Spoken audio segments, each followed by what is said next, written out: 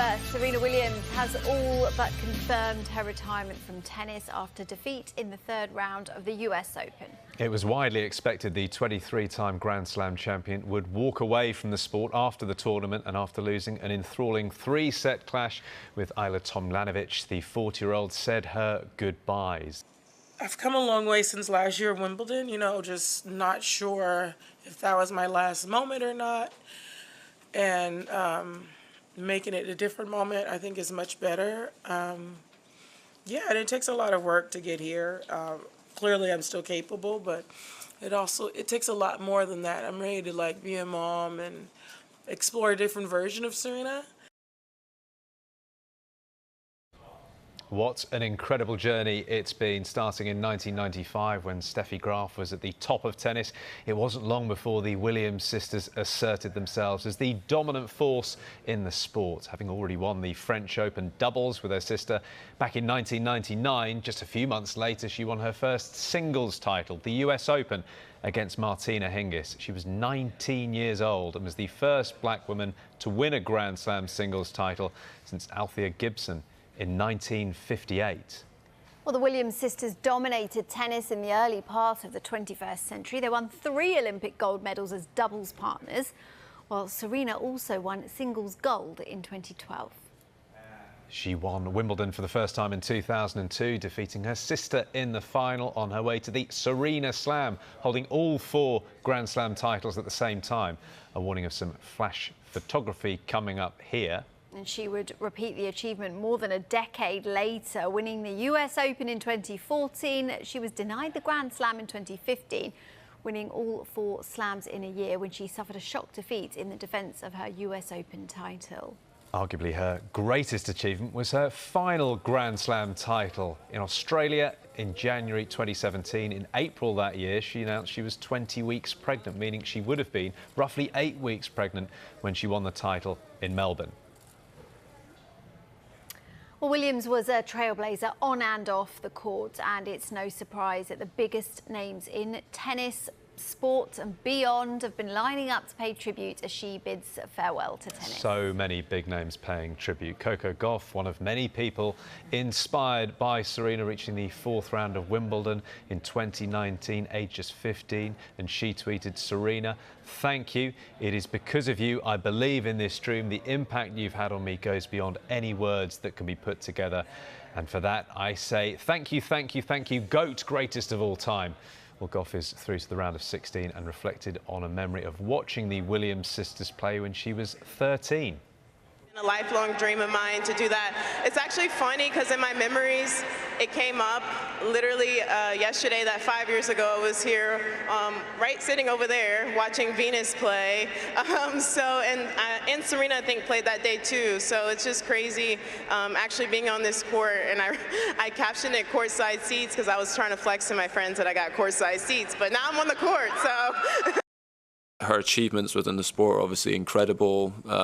She will go down as one of the best tennis players to have ever played, if not the best on the women's side. How she copes with having business and playing at the same time, or being a mother and playing at the same time, is just amazing. It's not like many athletes have done that. So I think it's great that we have somebody like that in our sport who cleared the path and kind of show us that you can do anything and sky's the limit. Not just a tennis player, have been one of the most important athletes in the history of the sport.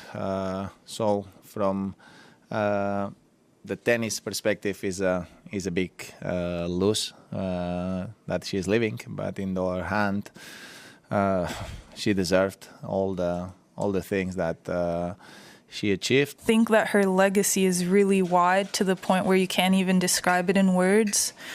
Like, she changed the sport so much. She's introduced people that have never heard of tennis into the sport, and I think I'm a product of what she's done. I wouldn't be here without Serena, Venus, her whole family, and I'm very thankful to her.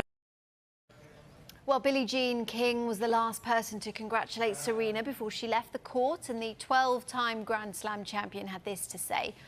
Her incredible career made its mark on tennis history, and yet her greatest contributions may be yet to come. Thank you, Serena Williams. Your journey continues. And from one GOAT to another, Tiger Woods has been on Twitter saying, "You're literally the greatest on and off the court. Thank you for inspiring all of us to pursue our dreams. I love you, little sis." Four-time NBA VP LeBron James also took his time to congratulate Serena Williams on her career. It's, of course, been 25 years since Serena won the US Open for the first time, and there was a nod to that from Oprah Winfrey. "Shero, legend forever," were her words. And there was some Hollywood royalty that weighed in as well. Samuel L. Jackson, this is what he said: "You're going out scrapping just like you came in." Well, let's get some more reaction to all of this now. We can speak live to tennis coach and commentator Barry Cowan. Barry, good morning to you. Thanks very much indeed for joining us. I mean, what an emotional night it was in New York. Yeah, incredible night. And in many ways, sort of the end, that last game really did sum up Serena Williams' career. As one of the tweets said, the fight, Tomljanovic had 6 match points. Serena kept playing incredible tennis. And her journey through to 23 majors and transcending the women's game was up against the odds right from the word go, from the moment her father, Richard Williams, almost said that Serena and Venus are going to be the two of the greatest players ever. It's a wonderful story. And I think everyone was sort of getting carried away with, after she won her second round match, could it possibly be? Is it written in the stars? She gave it one hell of a fight. She did incredibly well, considering how little tennis she's played, age 40, and she has slightly left the door ajar. I personally don't think she will be back, but it's an incredible career, 23 Grand Slam titles, and obviously she will be missed. It's hard to put into words, but Barry, can you explain the impact that she's had both on and off the court? Well, I think both of them, both Venus and Serena, and the whole story. And as I've often said with Richard, the father, I mean, sometimes as a parent, you can get lucky with one child who becomes a world-class athlete, but to have two, it doesn't happen unless it's from pure genius, which Richard obviously was, the father and the mother. And it was nice that Serena paid respect to mum and dad, because you don't get to where Serena did without the utter sacrifices of the parents. And I think along with Venus as well, it's a story that will obviously people will remember. But I think what Coco Gauff said, and it might be appropriate, that actually Coco Gauff might go on to win the US Open. I think almost feels she's ready. And Coco, what she said in her interview on the court after her match, that she remembers watching Serena and Venus, and they inspired her, and that ultimately is what you always want. And I think for Serena, she touched on that last night. Yes, you sort of live in the moment when you're winning majors, and generally every tennis player, you have to be selfish. But I think when she sort of takes a step back, I think if she obviously she wanted to win here at the US Open, but by not winning, I think if Coco Gauff does become the champion for the first time in a Grand Slam, I think that would also bring another smile to Serena's face. How much of a hole, Barry, does this leave in tennis now? Serena Williams is, we think, retiring from tennis. I mean, such an amazing player, such an amazing career, but a big personality. How much of a void does it now leave? I think it's a great question. I mean, to be honest, it's left a void for 10 years already in the women's game, because we got spoiled with Serena dominating. I've always come from the corner that I love dominance in all sport. And what that does, it then requires other people to be able to work harder when someone raises the bar. I mean, we've had it in tennis. Since Serena 2017 was the last major she won, but even before that, she wasn't playing as much tennis. And how many times did we hear in the women's game, yes, so-and-so, she's number one, but she hasn't been able to win a Grand Slam.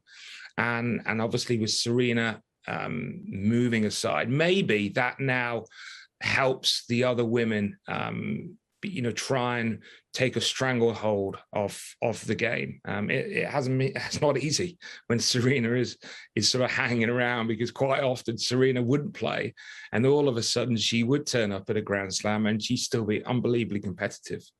So that's one of my big admirations for her with how little tennis that she's played. Even at 40 years of age, she's still able to beat Kontaveit and put in the performance she did last night. And just finally, Barry, should she go down as the greatest of all time? Oh my goodness, I knew that question was coming. I think for Serena, she was desperate for major number 24. She wanted to equal Margaret Court. Margaret Court, obviously, she won her titles pre-Open era and during Open era. But Serena was desperate. And the greatest of all time, it's that debate. How much of it is from on the court? How much of it's from on the court? I think personally both are relevant. I think that's why the men's debate is very relevant about Nadal, Djokovic, and Federer. Martina Navratilova was an incredible champion as well, because not only did she do it in singles, she did it in doubles, she did it in mixed, but you kind of drawn towards Serena, even though she came up one short than Margaret Court, because of her journey, because I think also of Venus as well. I think just the kind of the family. So I think on a day like this, let's not disagree. Let's just run along with it.